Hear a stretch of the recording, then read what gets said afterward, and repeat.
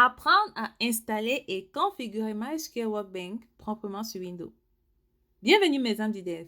Dans ce tutoriel, nous allons voir ensemble comment installer le serveur, configurer MySQL Workbench, sécuriser l'accès avec un mot de passe route fort, créer un utilisateur standard sécurisé en ligne de commande et l'attribuer des privilèges administrateurs. Enfin, nous allons tester sa connexion sur MySQL Workbench. Alors, c'est parti!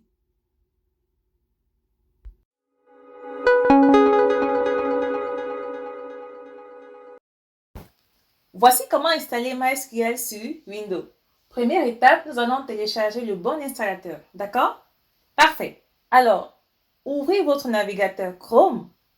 Ensuite, allez sur Google et dans la barre de recherche, tapez MySQL.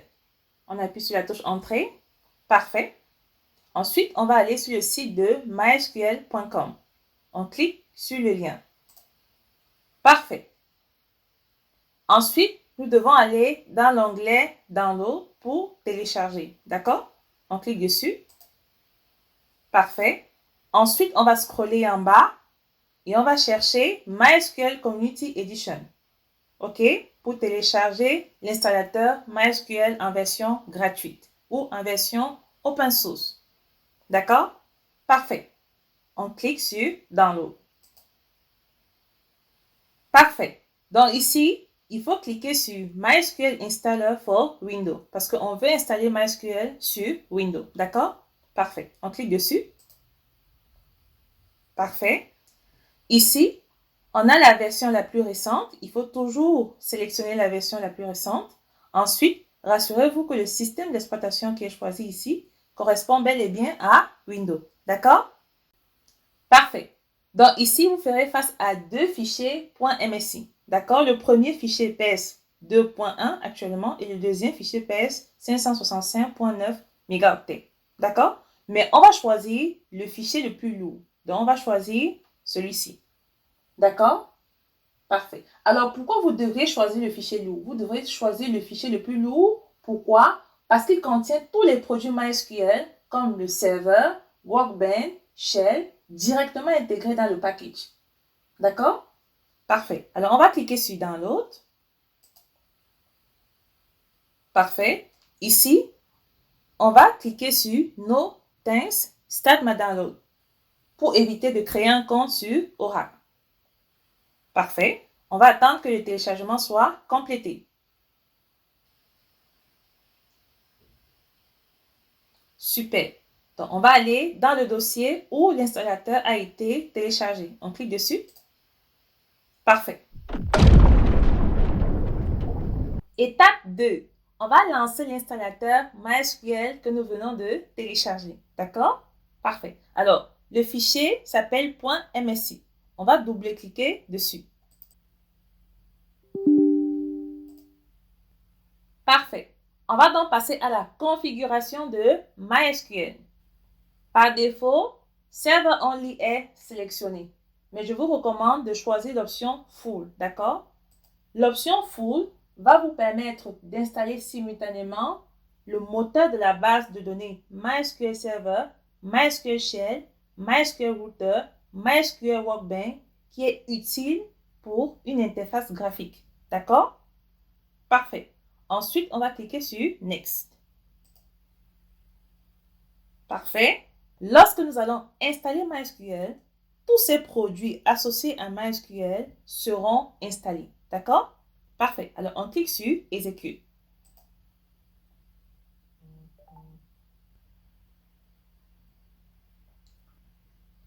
Ici, patiente que l'installateur télécharge et installe chaque ligne de la liste. D'accord? Tu vas remarquer les coches et flèches vertes qui apparaissent une par une. D'accord? Parfait. Donc, on patiente jusqu'à ce que toutes les coches vertes soient complétées. D'accord? Parfait.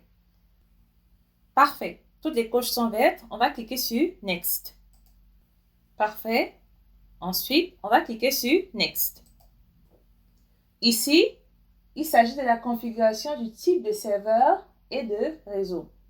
D'accord? On va laisser le profil sur développement computer, ainsi que le port 3306. D'accord? Alors, le port 3306 permet aux applications standards de trouver le serveur immédiatement. D'accord? On va conserver le port standard. D'accord? Parfait. Ensuite, on va cliquer sur Next. À ce stade, au niveau de la méthode d'authentification, il faut sélectionner Use Strong Password Encryption. D'accord? On doit sélectionner la méthode qui est celle recommandée. D'accord? Parfait. Ensuite, on clique sur Next. Parfait. Nous sommes rendus à l'étape où nous devons définir le mot de passe pour le compte root. D'accord? Donc, le compte root est un compte local qui contrôle tout. Il possède tous les droits sur le système. D'accord? Donc, nous devons entrer un mot de passe administrateur complexe pour ce compte-là. Parce que si vous entrez un mot de passe faible ou vide, c'est la faille numéro 1 exploitée par les pirates. D'accord? Donc, il faut rentrer un mot de passe fort et solide. Alors, on va saisir notre mot de passe.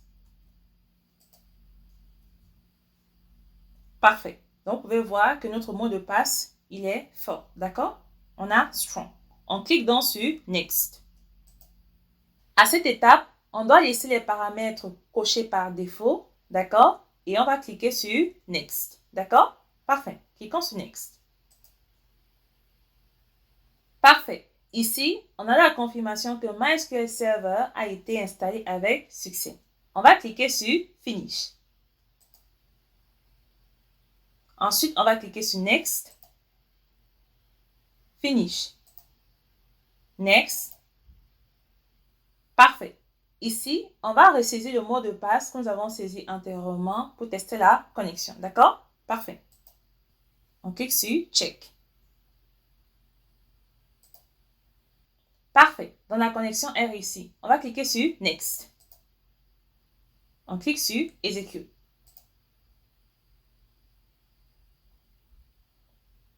Parfait. On clique sur Finish. On clique sur Next. Ensuite, on clique sur Finish. La prochaine étape consiste à créer un utilisateur de développement sécurisé. Puisque nous utilisons la version MySQL Community Server, l'authentification automatique Windows SSO n'est pas disponible. Pourquoi? Parce qu'elle est réservée à la version entreprise ou commerciale. Donc, nous allons donc créer un utilisateur standard, mais hautement sécurisé à l'aide du protocole moderne SHA 256 de MySQL. Comment le faire? Au niveau de la barre de recherche, tape tout simplement MySQL. Parfait. Dans la liste, tu verras MySQL Command Line Client. D'accord? Tu vas cliquer dessus. Ici, une fenêtre noire s'ouvre. D'accord? Tu verras le message Enter Password. OK? Nous devons rentrer le mot de passe du compte root. Tout simplement, on doit renseigner le mot de passe du super administrateur root. D'accord? Le mot de passe que nous avons créé tout à l'heure. On va renseigner ce mot de passe ici. D'accord? Parfait. On renseigne le mot de passe. Ensuite, on appuie sur la touche Entrée. Parfait. Je vais te donner une commande que tu vas coller à ce niveau. D'accord? Je mettrai la commande en description. Tu dois tout simplement taper cette commande. D'accord? Parfait. Tu vas tout simplement taper cette commande. OK?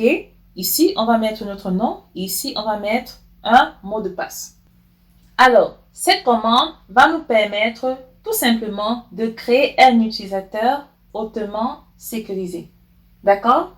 Donc, tu dois remplacer ici, développeur local, par le nom de ton choix. D'accord? Et ici, tu vas remplacer le mot de passe par un mot de passe fort. D'accord? Une fois c'est fait, tu appuies sur la touche Entrée du clavier. Parfait. Puisque nous avons donc créé un utilisateur hautement sécurisé, nous devons donner les autorisations nécessaires à cet utilisateur avec la commande suivante. D'accord? Donc, on va tout simplement taper Grant All Privilege On et on donne le nom que l'on a saisi à l'étape précédente. D'accord? le nom du nouvel utilisateur que l'on vient de créer. D'accord? On va donc accorder toutes les autorisations nécessaires à notre nouvel utilisateur. D'accord? Parfait. On appuie sur la touche Entrée. Super. Ensuite, on doit appliquer les changements. Dans notre cas, nous avons accordé tous les privilèges à notre nouvel utilisateur. Mais dans une situation où vous travaillez par exemple en équipe ou bien si vous êtes en production, il est conseillé d'accorder des droits restreints, comme par exemple Grant Select ou Insert. Donner vraiment des droits restreints à certains utilisateurs. D'accord? Parfait. Alors, on va appliquer dans les changements. Pour appliquer les changements, on va tout simplement taper Flash Privilege. On appuie sur la touche Entrée. Super. Parfait. Maintenant, on va passer au test de connexion qui constitue la dernière étape. D'accord? Parfait. On va faire un test de connexion via l'outil graphique MySQL Workbench. Nous allons donc vérifier que notre nouvel utilisateur peut se connecter à la base de données à travers l'interface graphique officielle. D'accord? Parfait. On va fermer notre invite de commande. Ensuite, dans la barre de recherche, on va taper MySQL. Parfait. On va cliquer sur Ouvrir. Super. On va agrandir. Parfait. C'est ici qu'on va savoir si notre nouvel utilisateur qu'on vient de créer est capable de se connecter à la base de données. D'accord? Parfait. Donc, dans la page d'accueil, cliquez sur le petit bouton plus. D'accord? Situé à côté du texte MySQL Connection. D'accord? On clique dessus. Super. Ensuite, Connection Name, on va mettre un nom de connexion. D'accord? On va mettre par exemple Connexion Développement. Vous pouvez mettre le nom que vous voulez. D'accord? Parfait. Connection Method, on va laisser la méthode standard. Le hostname, on va laisser l'adresse 127.0.0.1. D'accord? On maintient le port 3306. D'accord? Parfait. Donc ici, dans Username, on va renseigner le nom de l'utilisateur que nous avons créé à l'étape précédente. D'accord? Parfait. On va renseigner son nom. Parfait. Ensuite, on va cliquer Store in Vault, qui est à côté du champ Password. On clique dessus. Parfait. Et ici, on doit renseigner le mot de passe de notre utilisateur test user, d'accord? L'utilisateur que nous avons créé précédemment. D'accord? Donc, on va donc renseigner son mot de passe. On va cliquer sur OK. Ensuite, on va cliquer sur Test Connection. D'accord? Super. Donc, vous pouvez remarquer que la connexion a réussi. D'accord? A successful MySQL connection was made with the parameter defined for this connection. D'accord? Parfait. Donc, la connexion de cet utilisateur-là a réussi. D'accord? Super. On va cliquer sur OK. Ensuite, on va cliquer sur OK. Super. Vous pouvez voir que désormais, cet utilisateur sera capable de se connecter à votre base de données. D'accord? Parfait. Alors, si on double-clique, parfait, on peut voir que l'utilisateur est désormais connecté à MySQL Workbench. D'accord? Parfait. Merci d'avoir suivi la vidéo. N'hésite pas à liker, à t'abonner et à partager. Surtout, laisse-moi une note en commentaire.